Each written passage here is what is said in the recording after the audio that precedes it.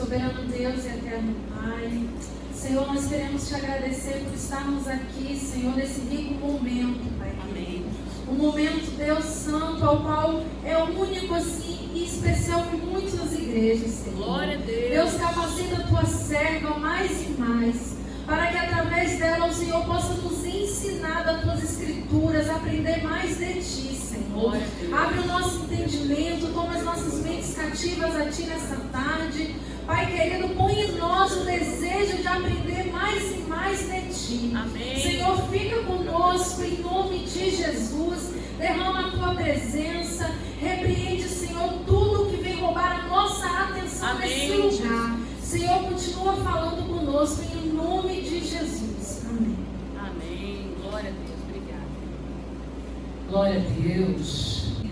Hoje nós falaremos sobre o Salmo 137. Mas de uma forma um pouco diferente, porque nós vamos abordar, sim, as maldições que são proferidas nesse salmo, porque, como eu falei na aula passada, nós estamos tratando dos salmos de lamentar, salmo de lamentação. Só que o salmo de lamentação em si, ele tem uma característica especial. Os irmãos se lembram dessas características? Qual a primeira característica de um salmo de lamentação? Primeiro ele começa orando a Deus, ele faz uma oração. Aliás, o Salmo de Lamentação é também uma oração. Mas além de orar, ele faz o quê? Ele relaciona os seus pedidos, aquilo que ele está querendo que Deus faça por ele. Não é? E ele termina fazendo o quê? Dando graças a Deus. Então nós vamos relacionar tudo que foi abordado aqui pelo Salmo de Lamentação, só que este Salmo de Lamentação ele é um pouco diferente dos demais, porque nós não vemos em nenhum momento esse salmista agradecendo a Deus por coisa alguma. Nós vemos ele pontuando a Deus todas as suas dificuldades, tudo aquilo que ele relaciona como sendo um problema, ao qual ele clama por justiça. A quem ele pede justiça? A Deus. Mas em nenhum momento desse salmo ele agradece a Deus, ele ora dizendo que ele tem fé, que as coisas vão melhorar. Não, ele apenas faz um lamento, e um lamento muito difícil, um lamento com muito pesar, e fala a respeito de maldições contra os povos que afligiram o seu povo. Então, o tema do estudo nessa tarde é lamento sem arrependimento é um tormento. O nome já é sugestivo, não é? Lamento sem arrependimento é um tormento. E nós vamos entender o porquê desse título, por que nós colocamos lamento em comparação a arrependimento e por que ele virou um tormento. Vamos entender tudo o que está se passando aqui nesse salmo. Antes de mais nada, vamos ler o salmo. Abra sua Bíblia no Salmo 137. Salmo 137. Então, primeiramente, nós vamos analisar as maldições que são proferidas pelo salmista nesse salmo. Depois, nós vamos apresentar um paralelo entre o desejo de vingança ou o desejo de justiça do salmista com a súplica de perdão na oração de Daniel. E para finalizar, nós vamos descrever a importância do arrependimento, a importância do perdão na salvação que nós temos em Cristo Jesus. Então nós vamos trazer isso para a importância do arrependimento e para a importância do perdão. Amém? Salmo 137, todos abriram? Diz a palavra do Senhor. Às margens dos rios da Babilônia, nos assentamos e choramos, recordando-nos de Sião, nos salgueiros que lá havia, penduramos nossas harpas, pois aqueles que nos levaram cativos nos pediam canções, e os que nos oprimiam pediam que nos alegrássemos. Cantai-nos um dos cânticos de Sião. Mas como entoaremos o cântico do Senhor em terra estrangeira? Ó Jerusalém, que a minha mão direita se atrofie se eu me esquecer de ti, que a minha língua se prenda ao o céu da boca se eu não me lembrar de ti, se eu não preferir Jerusalém a minha maior alegria? Senhor, lembra-te dos edomitas, do dia de Jerusalém, pois eles diziam: arrasai-a, arrasai-a até os alicerces. Filha da Babilônia, que serás destruída. Feliz aquele que te retribuir o mal que fizeste a nós. Feliz aquele que pegar os teus filhos e esmagá-los contra a pedra. Oração forte essa, né? Ela não soa um pouco estranha com a nossa realidade como cristãos? Quem lê esse texto com o conhecimento que nós temos hoje a respeito de Jesus Cristo, logo estranha um pouco. Como pode esse salmo estar na Bíblia, que fala palavras de amor, que fala palavras de ânimo, que fala palavras de alegria, um salmo tão amargurado, tão rancoroso, que expressa insatisfação, e não só insatisfação, mas um sentimento de justiça. Aqui tem também a questão de retribuir o mal com o mal, porque ele esperava que as nações que fizeram mal a Jerusalém pagassem, que Deus pagasse com a mesma moeda o mal que eles fizeram à nação de Jerusalém. E ele termina de uma forma brutal, dizendo que feliz é aquele que pegar as crianças desse povo e dar com eles nas pedras. Terrível para quem lê essas afirmações, não é verdade? Então nós já vimos que esse é um salmo de lamentação, é um salmo dentre os mais numerosos da Bíblia, que são os salmos de lamentação. Tipicamente os salmos de lamentação começam primeiro com uma súplica por ajuda. O salmista geralmente ora a Deus, pedindo a Deus ajuda por algum motivo, por alguma causa.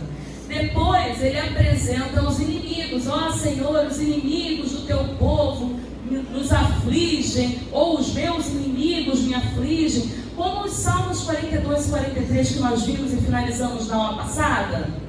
Mais ou menos nesse estilo. A diferença é que ele apresenta tudo isso que nós falamos aqui, e que eu estou falando aqui para vocês agora. E depois ele finaliza fazendo o quê? Dando graças a Deus, agradecendo a Deus por tudo, porque ele reconhece que Deus é com ele, que Deus não vai desampará-lo. Essa é a característica normal, mas não é o que acontece nesse salmo. Nós vemos a presença de pesadas imprecações.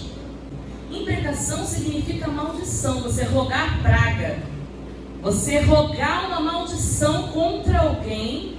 E nesse caso, no caso do Salmo 137, ele roga a maldição não só contra os inimigos do povo dele, como também contra ele mesmo. Então ele roga a maldição contra si mesmo também nesse salmo. É um salmo muito forte, com muito pesar. Só que nós sabemos que o tema do arrependimento, o tema do perdão, ele está presente em toda a Bíblia. Qual é a parte da Bíblia que nós não encontramos uma fala a respeito de arrependimento? Nenhuma. É para que se tivesse uma comunhão com Deus, era necessário que houvesse arrependimento dos pecados. Isso mesmo lá no começo da história, desde os patriarcas, desde o início de todas as coisas, sempre foi necessário e é necessário que haja o arrependimento de pecados, que haja a obediência a Deus, para que se tenha esse relacionamento com Deus. Então, desde o começo é assim. E com Jesus a situação ainda ficou no ponto alfa, no ponto mais alto, porque Jesus já começa a sua pregação falando o quê? Assim como João Batista, que já iniciou em Mateus capítulo 3, ele falou o quê? Arrependei-vos, porque é chegado o reino dos céus. E Jesus, em Mateus capítulo 4, versículo 17, continua com a mesma pregação: arrependei-vos, porque é chegado o reino dos céus. Então nós vemos que o tema do arrependimento, ele está em toda a Bíblia. Toda a Bíblia fala de arrependimento, porque é necessário que haja um arrependimento, um conserto, a obediência a Deus para que haja comunhão com Deus, para que haja essa transformação, falando agora, após a vinda de Cristo, através do Espírito Santo, haja essa transformação, tem que haver também o arrependimento dos pecados. Não que Deus dependa da nossa ação para fazer alguma coisa, só que o coração humano precisa estar sensível também à voz de Deus, precisa se arrepender dos seus pecados para que o Espírito Santo faça a obra. Então esse tema é um tema que nós já conhecemos em toda a Bíblia. Então, continuando, por isso que nos causa estranheza. Como é que pode, no Salmo 137, já que a Bíblia fala tanto de arrependimento, tanto de amor, tanto de unidade entre os irmãos, como pode ter um salmo desse na Bíblia, como o Salmo 137, falando de tantas coisas brutais, desse clamor rancoroso por justiça? Como é que pode? Por que Deus permitiu ter um salmo como esse na Bíblia? Então, esse é o objetivo da aula de hoje. Entender o que o Salmo 137 quer dizer para nós e por que ele entra em conflito com esses conceitos tão fortes na Bíblia toda do arrependimento de pecados e do amor. Amém? Pode passar para o próximo slide. Inclusive a pregação de Jesus toda fala a respeito do amor, do perdão, do não pagar o mal com o mal. O tempo todo é o que Jesus ensina. Aí a gente olha esse salmo e pensa, meu Deus, que crueldade. Então vamos entender. Só que no salmista nós temos que separar as coisas. No Novo Testamento nós temos a manifestação da doutrina de quem? De Jesus Cristo. Novo Testamento começa narrando o nascimento de Jesus e a partir dali nós temos o que acontece após o nascimento de Jesus. Então a doutrina de Cristo é proclamada. No Antigo Testamento havia um conhecimento mais arcaico. Então o conhecimento que eles tinham, a gente não pode pegar o que eles criam na época e tentar comparar com aquilo que nós cremos hoje, que já é seguindo o modelo da doutrina de Jesus Cristo. Entenderam? Então nós temos algumas diferenças em relação à mentalidade do salmista naquela época e a mentalidade após a vinda de Cristo, que é a que nós temos hoje. Há uma diferença. E é exatamente isso que acontece. Nesse salmista havia uma expectativa de salvação. Mas a expectativa dele de salvação era igual à nossa expectativa de salvação? Eles esperavam que tipo de salvação? Que fossem libertos do cativeiro, nesse caso aqui, do cativeiro babilônico. Já identificamos então em qual período esse salmista escreveu. Nós conseguimos identificar onde ele estava ao ler os primeiros versículos, porque no versículo 1, no versículo 2 e no versículo 3, ele está falando a respeito da Babilônia. Então nós entendemos que ele estava enfrentando o cativeiro babilônico. Então, ok. Então o pensamento que ele tinha naquela época não pode ser comparado ao que nós temos agora. A salvação que ele esperava era a libertação deles do cativeiro. No caso aqui, o babilônico. A salvação que nós esperamos, que nós recebemos a partir de Cristo Jesus, a partir da fé em Cristo Jesus, é diferente. Qual é essa salvação? É a salvação espiritual. E foi essa salvação que Jesus veio pregar. Por isso, os homens que na época que Jesus veio pregar não entenderam a mensagem de Jesus. Era uma mensagem diferente. Porque eles esperavam um Messias que viesse libertá-los do jugo romano. E Jesus veio como Messias que veio nos libertar das trevas para a sua maravilhosa luz. É o Messias que veio trazer a mensagem da salvação, mas aquela salvação que religa o homem com Deus. Mesmo estando envolto em seu pecado, ele diz: se arrependa e você terá um relacionamento com o Pai através de mim. Mas não era essa a mensagem que o povo esperava e não era essa a mensagem que o salmista esperava naquela época, naquele contexto. Ele esperava a salvação do corpo, Jesus veio trazer a salvação do espírito, da alma. Jesus veio trazer a libertação eterna, a vida eterna. Então, há uma diferença de pensamentos, amém? Era essa a expectativa do salmista naquela época. Então, diante dessas dificuldades, vamos entender como entendia e como raciocinava o salmista naquela época. Nós vamos fazer também, além de analisar o pensamento dele, na emissão dessas maldições, nós vamos também fazer uma análise, uma comparação. Porque, apesar da expectativa naquela época ser diferente, nós encontramos um exemplo de alguém que era conterrâneo desse salmista, que passou pelas mesmas aflições, que era tão cativo quanto ele, que estava vivendo os mesmos problemas, porque estava enfrentando o mesmo exílio, só que ele teve uma postura diferente do salmista. Então nós podemos entender sim que ele tinha uma outra expectativa, que a forma dele pensar era diferente, amém, nós vamos entender isso tudo. Só que existia um conterrâneo dele, que tinha, apesar de todos esses conceitos antigos, tinha uma expectativa, uma esperança diferente. Quem é esse conterrâneo? Daniel. O profeta Daniel. Sofreu as mesmas aflições, só que a reação dele foi diferente. Então nós vamos fazer um comparativo entre as palavras do salmista, entre a oração desse salmista e a oração de Daniel, diante do mesmo problema, diante da mesma situação e diante do mesmo contexto histórico. Amém? Então, o entendimento de Daniel foi que eles precisavam de arrependimento, independente da justiça que haveria de ser feita, porque nós vemos a partir dos profetas que Deus usou os povos inimigos, as nações inimigas, para fazer justiça, para que o povo se arrependesse. A mensagem dos profetas não era diferente. Arrependei-vos. Todos os profetas, nós vamos ver quais são eles, alertaram o povo do que ia acontecer. Mas o povo preferiu fazer o quê? Fechar os olhos, fechar os ouvidos e continuar levando sua vida como era.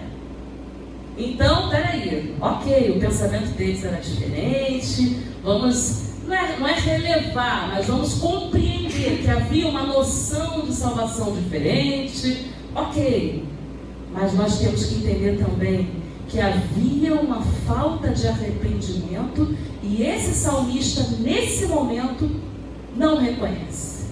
Logo, quem não se arrepende apenas lamenta e chora. Não é isso? Então, entendendo que ele está com uma expectativa, com um pensamento diferente, porém precisava se arrepender, logo, quem não se arrepende só lamenta e chora. O que ele estava fazendo? Lamentando e chorando. Em nenhum momento ele agradece. Nós vamos entender o que ele estava enfrentando, amém. Nós enfrentamos momentos difíceis nas nossas vidas também. Tem momentos que nós só queremos nos lamentar e chorar. E essa lamentação às vezes não é murmuração. Às vezes é uma súplica, é um rogo a Deus por um livramento, por algo que você espera que Deus faça na sua vida, embora Deus não é obrigado a te dar coisa alguma, que a bênção maior Ele já te deu, que é a salvação, que é a oportunidade de ter um livre acesso a Deus, que nós não tínhamos e que nem merecemos esse livre acesso, mas Ele nos possibilitou isso.